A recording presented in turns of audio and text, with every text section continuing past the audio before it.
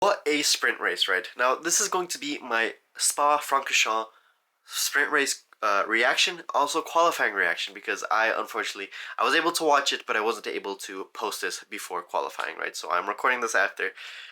You guys get the whole gist, right? Let me know down in the comments, what were your guys' thoughts on qualifying? Did you guys get any predictions right? If you guys did predict anything, and are you guys as excited as I am for the race? But before that, let me talk a little bit about the sprint race, because Max Verstappen was pretty rapid, I won't lie. He was more rapid than I thought he would be. He was more competitive than I thought he would be, right?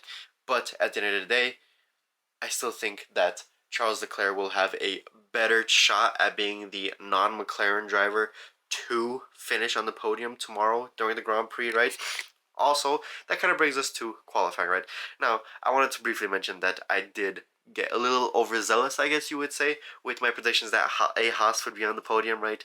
But I do think the fact that they're going very light on the downforce, right? We know Spa is a track where downforce is important, yes, but a long camel straight, right?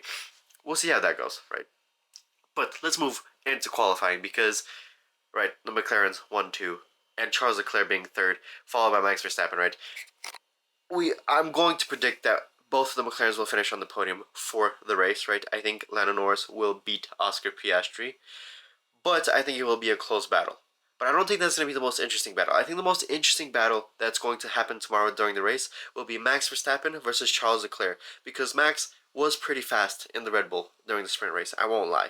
But Charles Leclerc has also been pretty fast during the entirety of the season or the weekend, right? And he has been in that third place spot now in the qualifying for or not for the sprint race, but he did finish in third for the sprint race, and now he did finish in third for the qualifying.